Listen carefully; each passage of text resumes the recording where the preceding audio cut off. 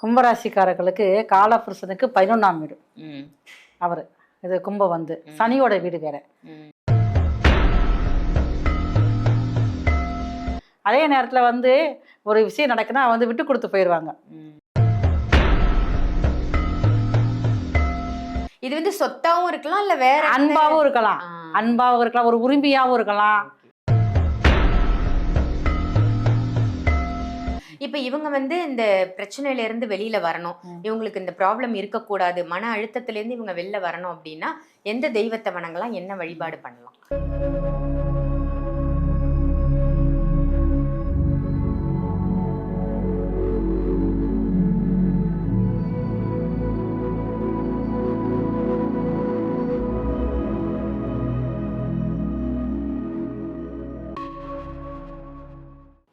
ஆன்மீக பரிகார நேயர்கள் அனைவருக்கும் அன்பான வணக்கங்கள். இன்னைக்கு நம்ம யாரை சந்திக்க வந்திருக்கோம், என்ன தெரிஞ்சுக்க வந்திருக்கோம் அப்படின்னு பார்த்தீங்கன்னா, ஒரு சூப்பரான டாபிக் தான் இன்னைக்கு கொண்டு வந்திருக்கேன். அதை யார்கிட்ட கேட்க போறேன் அப்படின்னா, இவங்க வந்து அஸ்ட்ராலஜர், மலர் மருத்துவம் மூலமா நிறைய மக்களுடைய பிரச்சனைகளை தீர்த்துட்டு இருக்கிறவங்க அப்படின்னு சொல்லலாம்.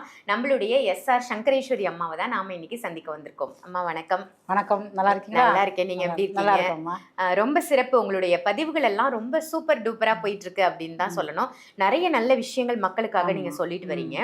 இன்னைக்கு நம்ம பார்க்க போற தலைப்பு என்ன அப்படின்னு பாத்தீங்கன்னா, மன அழுத்தம், டிப்ரெஷன் அப்படின்னு சொல்லுவாங்க. நான் ரொம்ப ஸ்ட்ரெஸ்ல இருக்கேன், ரொம்ப டிப்ரெஷனா இருக்கு அப்படின்னு இப்ப இருக்கிற சின்ன குழந்தையில இருந்து வயதானவர்கள் வரைக்கும் சொல்லக்கூடியதை நம்மளால பார்க்க முடியுது.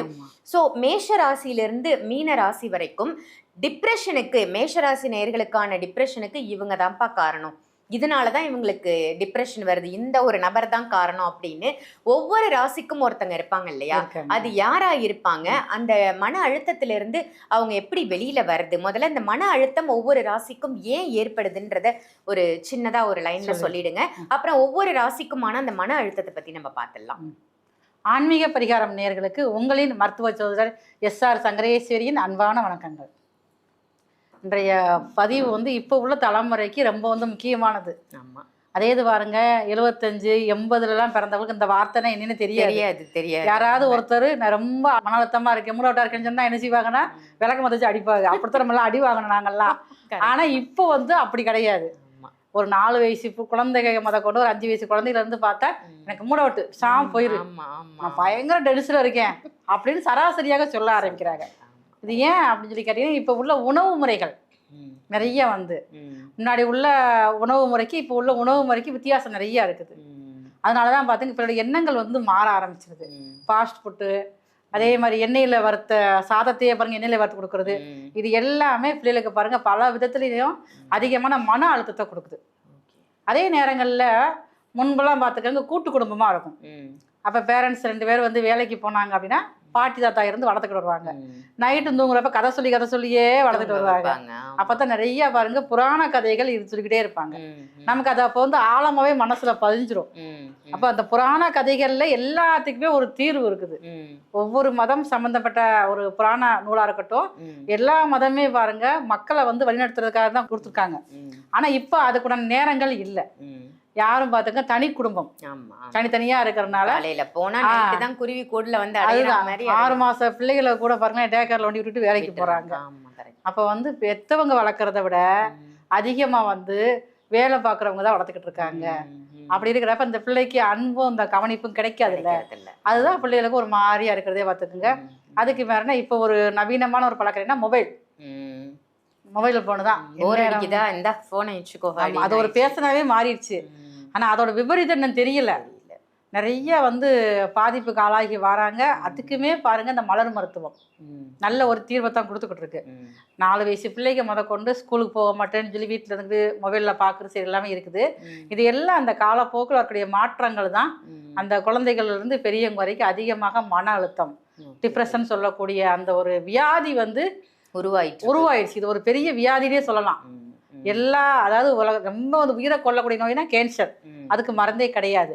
அதை விட ரொம்ப வந்து பாதிப்பாக இருக்கக்கூடியது வந்து இந்த டிப்ரெஷன் சொல்லக்கூடிய மன அழுத்தம். இப்ப நம்ம ஒவ்வொரு ராசிக்குமான மன அழுத்தத்தை கொடுக்கக்கூடிய அந்த நபர் யாராக இருப்பாங்க, அதுல இருந்து எப்படி அவங்க வெளில வராங்க அப்படின்றத பார்த்துடலாம். அம்மா ரொம்ப அற்புதமா ஒவ்வொரு ராசிக்கும் மன உளைச்சலை, அந்த டிப்ரெஷனை கொடுக்கக்கூடிய அந்த ஒரு நபர் யார், அந்த மன உளைச்சல்ல இருந்து எப்படி வெளியில வரலாம், மன அழுத்தம் இருக்கக்கூடாது அப்படின்னு சொல்லிட்டு வரீங்க. அந்த வகையில இன்னைக்கு நம்ம பார்க்க போறது வந்து கும்பராசி. கும்பராசி நேர்களுக்கு வந்து அந்த மன அழுத்தத்தை கொடுக்கக்கூடிய அந்த நபர் யாரா இருப்பாங்க? கும்பராசி நேர்கள் இதை பார்த்துட்டு இருக்கீங்க அப்படின்னா, உங்கள யாருக்காவது இப்படி ஒரு டிப்ரெஷன் இருக்கு, இந்த ஒரு நபரால நான் பாதிக்கப்பட்டிருக்கேன்னா அந்த நபர் யார் அப்படின்றத நீங்க கமெண்ட்ல சொல்லுங்க. நீங்க சொல்லுங்கம்மா, யாரா இருப்பாங்க?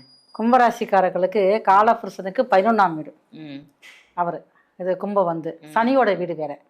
இவங்க அப்ப இவங்களுக்கு யாரால வந்து மன அழுத்தம் ஏற்படுத்தினா தன்னுடைய மூத்த சகோதரரால தான். மூத்த சகோதரர். ஓ, அவங்க தான் வந்து இவங்க வந்து ரொம்ப வந்து ஏமாற்றம் அடைய வைப்பாங்க. எந்த ஒரு விஷயமாக இருந்தாலும் தனக்குனே ஃபர்ஸ்ட் எதுனே முத்திக்கிடுவாங்க.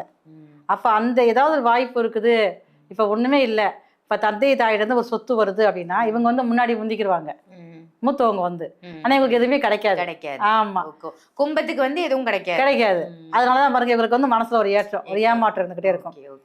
பெரியவங்களா இருக்கிறதால அவங்க எதுவும் சொல்லவும் முடியாது, நமக்கு வரதும் நமக்கு கிடைக்காது. இவங்களுக்கு அந்த முன்னாடி போய் எதையுமே வந்து வாங்க தெரியாது கும்பராசிக்காரங்களுக்கு. அதே நேரத்துல வந்து ஒரு விஷயம் நடக்குன்னா வந்து விட்டு கொடுத்து போயிடுவாங்க. பெண்ணை எனக்கு அண்ணன் இருக்க நான் பாத்துக்குருவான்ல, இவங்க பெருந்தன்மையா போகக்கூடியவங்க அண்ணனையோ அக்காவையோ நம்பி இவங்க ஏமாந்துருவாங்க. அப்ப இவங்களுக்கு மூத்த சகோதரர் இருந்தாலே பாருங்க அவங்களால இவங்க தான் பாதிக்கப்படுறது. ஆனா விட்டு கொடுத்துருவாங்க. ஆனா கடைசிக்கு அந்த ஒரு செயல் வந்து இவங்க மனசுக்குள்ள ஒரு குழப்பத்தை கொடுத்துக்கிட்டே இருக்கும். டிப்ரெஷனுக்கு ஆளாகிக்கிட்டே இருப்பாங்க. எல்லாம் முடிஞ்சிருச்சு, எல்லாத்தையும் அவனே வச்சுக்கிட்டான். இப்ப தாயிட்ட இருந்து ஒரு நகை ஏதோ ஒன்று வருது அப்படின்னா இவங்களுக்கு அதை வந்து முந்த தெரியாது. ஏதோ ஒரு 1000 கதை சொல்லி செஞ்சு உங்களுடைய மூத்த சகோதரர் வாங்கிக்கிடுவாங்க.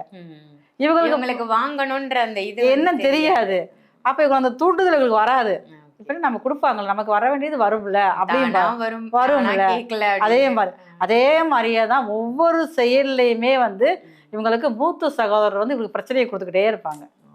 இது வந்து சொத்தாவும் இருக்கலாம், இல்ல வேற அன்பாவும் இருக்கலாம், ஒரு உரிமையாவும் இருக்கலாம். ஏதோ ஒரு முக்கியமான பொறுப்பு கொடுக்குறாங்க அப்படின்னா இவங்கள நம்ப மாட்டாங்க. இவங்களுக்கு வர வேண்டியதை வந்து முன்னாடி உள்ளவங்களுக்கு கொடுத்துருவாங்க, அக்காவுக்கோ அண்ணனுக்கோ கொடுத்துருவாங்க. ஆனா இவங்க தான் இறங்கி போய் தாய் தந்த மேல அதிகமான பாசம் காட்டக்கூடியவங்க, வேலை செய்யக்கூடிய நபர்கள் இவங்க தான். ஆனா அந்த புரிதல் மத்தவங்களுக்கு கிடையாது. அவங்க எல்லாத்தையும் வாங்கிட்டு அவங்க பாட்டுக்கு விட்டு போயிடுவாங்க, எதையுமே வந்து கவனிக்கவே மாட்டாங்க. அதே அம்மா அப்பா விட்டுருவாங்க, இப்ப என்ன போ நல்லா இருக்கட்டும் அப்படி பெருந்தன்மையா போய் சொல்லிடுவாங்க அம்மா அப்பா. ஆனா மனசு காயப்படுறது யாருக்கு? இவங்களுக்கு தான். அதனாலதான் பாருங்க இந்த கும்ப ராசிக்காரங்க ஒண்ணு எல்லாத்தையும் வந்து முந்த பழகணும். எந்த ஒரு விஷயமாக இருந்தாலும் இவங்க முந்திக்கிட்டாங்க அப்படின்னா நிறைய கும்பராசிக்காரங்க தன்னுடைய தாய் தந்தையை விட்டு இதனால பிரிஞ்சிருப்பாங்க. சேர்ந்து இருக்கிறதுக்கு வந்து மனசுல வந்து அழுத்தங்கள் அதிகமாகிட்டே இருக்கும். இவங்களாலேயே வந்து அதை வந்து சகிக்க முடியாது. என் கண்ணுக்கு அதுக்கே பார்த்தா எங்க அம்மா வந்து எங்க அண்ணனை கொஞ்சிறாங்க, எங்க அக்காவை கொஞ்சிறாங்க, ஆனா என்னைய கொஞ்சலையே, எனக்கு அந்த இது கிடைக்கலையே, ஏன் என்னைய பாராமுகமா இருக்காங்க, இவங்க அதிகமான அன்பு வச்சிருப்பாங்க அப்படின்னு சொல்லி ஒவ்வொரு நிமிஷமும் பார்த்தீங்கன்னா எல்லாத்துக்குமே இந்த கும்பராசிக்காரங்க டிப்ரெஷன் வந்து அதிகமாகிக்கிட்டே போகும். இவங்க அது எப்பயெல்லாம் நினைக்காங்களோ அப்பயெல்லாம் பாருங்க ஒரு மன உளைச்சலுக்கு ஆளாகிடுவாங்க. பொய்யாம ஆய்க்கல அப்படி சொல்லிக்கிட்டே இருப்பாங்க. எல்லாத்தையும் வந்து எங்க அம்மா வந்து இப்படி கொடுத்துட்டாங்களே, எனக்கு ஒண்ணுமே செய்யலையே, நானும் செய்யறது பூரா இவங்க தான். இப்ப ஒரு தாய் தந்தைக்கு ஒரு உடல்நிலையாக ஒரு பாதிப்பு வந்தாலும் சரி இவங்க தான் பாதுகாக்க, குடும்பத்தை அரவணைச்சு போகக்கூடியவங்க இவங்க தான். போறது கும்பம் அப்படின்னாலே ஒரு தியாகம் தான் அப்படின்னு செய்யக்கூடியவங்க தான். இவங்களுக்கு அந்த மூத்த சகோதர சகோதரியால வந்து ஒரு டிப்ரெஷன் வந்து எப்பயுமே இருந்துகிட்டே இருக்கும் மூத்த சகோதரர்களால. இப்ப இவங்க வந்து இந்த பிரச்சனையில இருந்து வெளியில வரணும், இவங்களுக்கு இந்த ப்ராப்ளம் இருக்கக்கூடாது, மன அழுத்தத்துல இருந்து இவங்க வெளில வரணும் அப்படின்னா எந்த தெய்வத்தை வணங்கலாம், என்ன வழிபாடு பண்ணலாம்? இவங்களுக்கு வந்து முருகர் தான். முருகப்பெருமான். ஆமா, முருகப்பெருமான் வந்து ஒரு சின்ன ஒரு மலை மேல இருக்காரு, ஒரு சின்ன ஒரு குன்று மேல இருக்காருன்னா அந்த முருகனுக்கு வந்து மாம்பழம் வாங்கி வைத்து வழிபாடு பண்ணணும். ஓ, மாம்பழம் கொடுத்து. ஏன் கேட்டீங்கன்னா கணேசரும் முருகரும் சண்டை ஓட்டப்ப பாருங்களேன், அவருக்கு வந்து கிடைக்கல, அப்ப முருகருக்கு கிடைக்கல, அங்க மூத்தவர் முந்திக்கிட்டாருல்ல, அதனாலதான் அதேதான் இங்கேயும் கும்பராசிக்கு எதுவும் கிடைக்கல, மூத்தவர் வந்து கிடைச்சுல. அவர் இவர் உங்க எல்லாம் மயில்ல ஏறி பாருங்க உலகம்லாம் சுத்தி வந்தாரு. அவர் ஈஸியா ஒரு வேலையை முடிச்சுட்டு சுத்தி வந்துட்டு மூணு சுத்து வந்துட்டு அம்மாட்ட அந்த மாம்பழத்தை வாங்கிட்டாரு.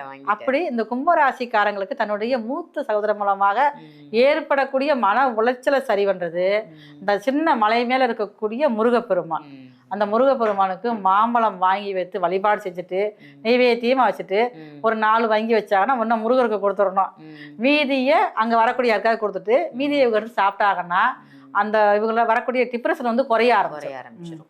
ரொம்ப அழகா சொன்னீங்க. இந்த ராசிக்கு டிப்ரெஷன் கொடுக்கக்கூடிய மன அழுத்தத்தை கொடுக்கக்கூடிய அந்த நபர் யார், எப்படி அவங்க அதுல இருந்து ரிலீவ் ஆகிறது அப்படின்னு ரொம்ப அழகான பதிவா கொடுத்தீங்க. நன்றி. இந்த பதிவு உங்க எல்லாருக்கும் பயனுள்ள பதிவா அமைஞ்சிருக்கும் அப்படின்னு நினைக்கிறேன். இதை மற்ற ராசி நேயர்களுக்கும் ஷேர் பண்ணுங்க. மறக்காம ஆன்மீக பரிகாரம் நம்ம சேனலை சப்ஸ்கிரைப் பண்ணிக்கோங்க. அதே மாதிரி சங்கரேஸ்வரி அம்மாவை நீங்க நேர்ல சந்திக்கணும் அப்படின்னு நினைச்சீங்கன்னா ஜாதக ரீதியாகவும் சரி ஜோதிட ரீதியாகவும் சரி உங்களுக்கான தகவல்களையும் கன்சல்டேஷனையும் எடுத்துக்கணும் அப்படின்னா வீடியோல தெரியிற நம்பருக்கு கால் பண்ணி அப்பாயின்மெண்ட் வாங்கி நேர்லயும் கன்சல்டேஷன் எடுத்துக்கலாம். ஆன்லைன் கன்சல்டேஷனும் போயிட்டு இருக்கு, அதையும் பயன்படுத்திக்கோங்க. இதே மாதிரி வேற ஒரு நல்ல நிகழ்ச்சியில உங்க எல்லாரையும் சந்திக்கின்றேன். நன்றி, வணக்கம்.